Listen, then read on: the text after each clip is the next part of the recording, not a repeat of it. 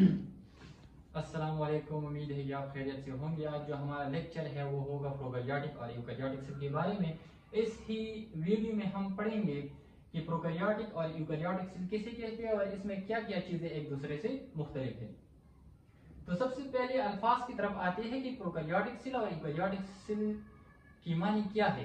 तो यहाँ पर मैंने लिखा हुआ है प्रो मीन्स बिफोर, या आप इसको पास भी कह सकते हैं। और ये जो कैरियोटिक है ये करियान से निकला हुआ है, और करियान किसे कहते हैं, वो न्यूक्लियस को कहते हैं। यहाँ पर अगर आप देखें यूकैरियोटिक सेल जो है ये भी दो लफ्जों से मिलकर बना होता है, और ये जो लफ्ज है ये ग्रीक लफ्ज है, ग्रीक लैंग्वेज का लफ्ज है। ये जो यूकैरियोटिक सेल है, यू का जो मतलब है वो है ट्रू, और कैरियोट यानी कार का मतलब है न्यूक्लियस।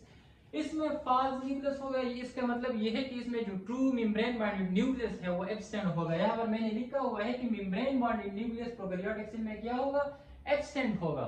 और यहाँ पर मैंने लिखा हुआ है कि इसमें मेम्ब्रेन बॉन्डेड न्यूक्लियस क्या होगा, मौजूद होगा। यूकैरियोटिक सेल में मेम्ब्रेन बॉन्डेड न्यूक्लियस मौजूद होगा, और प्रोकैरियोटिक सेल में मेम्ब्रेन बॉन्डेड न्यूक्लियस एब्सेंट होगा।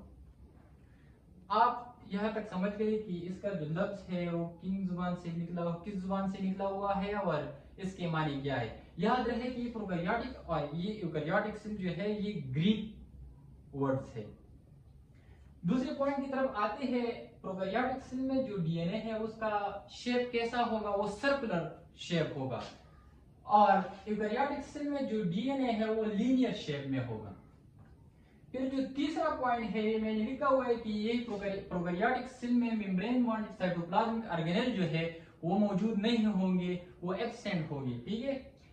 और यहाँ पर अगर आप देंगे तो पॉइंट नंबर 3 यूकैरियोटिक सेल में मैंने लिखा हुआ है कि मेम्ब्रेन बॉन्डेड जो ऑर्गेनेल्स है वो मौजूद होंगे यूकैरियोटिक सेल में।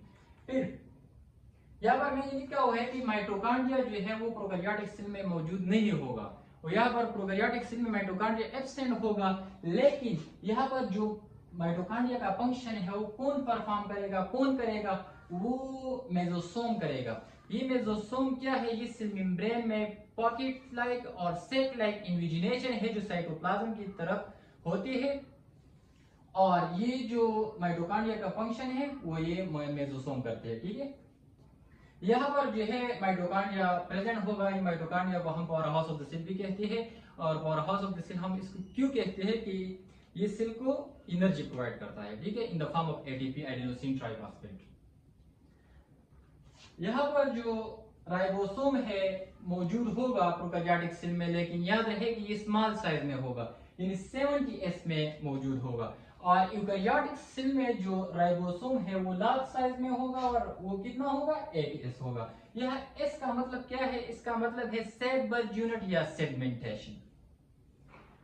यहाँ पर प्रोकैरियोटिक सेल में जो सेल है वो डिवाइड होगा बाइनरी फिशन पे। अगर आप देखिए बाई जो है ये 2 को कहते हैं, और ये जो फिशन है ये ब्रेकडाउन बर्स्ट को कहते हैं, ठीक है, ब्रेकडाउन या बर्स्ट को कहते हैं। यानी एक सेल 2 में डिवाइड होगा। और यहाँ पर अगर आप देखें तो यहाँ पर सेल डिवाइड होगा, लेकिन यह माइटोसिस पर और मियोसिस पर ये क्या होगा, डिवाइड होगा। यूकैरियोटिक सेल में सेल डिवाइड होगा, लेकिन किस प्रोसेस पर डिवाइड होगा, यहाँ पर माइटोसिस और मियोसिस की वजह के थ्रू सेल डिवाइड होगा, और यहाँ पर बाइनरी फिशन के थ्रू सेल डिवाइड होगा। यहाँ पर मैंने प्रोकैरियोटिक सेल में लिखा हुआ है कि यहाँ पर जो माइक्रोट्यूब्यूल्स है वो एब्सेंट होगी। प्रोकैरियोटिक सेल में माइक्रोट्यूब्यूल्स एब्सेंट होगी। यहाँ पर मैंने लिखा हुआ है कि यहाँ पर जो माइक्रोट्यूब्यूल्स है वो प्रेजेंट होगी यूकैरियोटिक सेल में। अगर आप प्रोकैरियोटिक सेल में देखें तो यहाँ पर जो सेल वॉल है प्रोकैरियोटिक सेल का वो म्यूरिन से बना होगा, या म्यूरिन को हम दूसरा नाम भी दे सकते हैं पेप्टाइडोग्लाइकेन। ये जो पेप्टाइडोग्लाइकेन है ये दो लफ्जों से मिलकर बना होता है, पेप्टाइडो एंड ग्लाइकेन। पेप्टाइडो दरअसल में अमीनो एसिड की तरफ इशारा करता है, और ग्लाइकेन कार्बोहाइड्रेट्स की तरफ इशारा करता है। अगर आप यूकैरियोटिक सेल की जो सेल वॉल है इसके बारे में बात करें तो सेल वॉल जो है प्लांट सेल का जो सेल वॉल है वो सेलुलोज से मिलकर बना होगा, और पंजाई का जो सेल वॉल है वो काइटिन से बना होगा यूकैरियोटिक सेल में। यहाँ पर प्रोकैरियोटिक सेल में मैंने लिखा हुआ है कि यहाँ पर साइटोस्केलेटन एब्सेंट होगा, और यूकैरियोटिक सेल में अगर आप देखें तो यहाँ पर साइटोस्केलेटन जो है प्रेजेंट होगा, cytoskeleton is present in eukaryotic cell.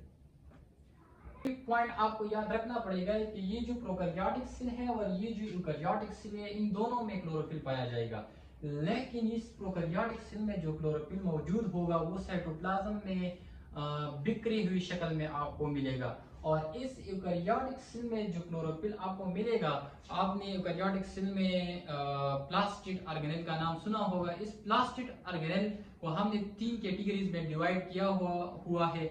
एक है क्रोमोप्लास्ट, एक है क्लोरोप्लास्ट और एक है ल्यूकोप्लास्ट। अगर आप क्लोरोप्लास्ट में देखें तो क्लोरोप्लास्ट में अगर आप देखें उसके स्ट्रक्चर में अगर आप जाए तो वहां पर थैलेकाइड आपको मिलेंगे, और जब बहुत सारे थैलेकाइड इकट्ठे हम लेते हैं तो उसको हम नाम देते हैं ग्रेनम, और ग्रेनम के टॉप पर वहां पर क्या मौजूद होगा, क्लोरोफिल मौजूद होगा। यहाँ पर मैंने लिखा हुआ है कि क्लोरोफिल जो है वो मौजूद होगा, लेकिन कहाँ पर, कहाँ, क्लोरोप्लास्ट पर आपको ये क्लोरोफिल मिलेगा। और मैंने आपको जगह भी बताया कि आपने प्लास्टिक की जो ऑर्गेनेल है उसके अंदर अगर आप जाए तो वहां पर आपको थैलेकाइड मिलेंगे, और जब बहुत सारे थैलेकाइड इकट्ठे हम लेते हैं तो उसको हम नाम देते हैं ग्रेनम, और ग्रेनम के टॉप पर हम वहाँ क्या मिलेगा, क्लोरोफिल मिलेगा। ठीक है, तो ये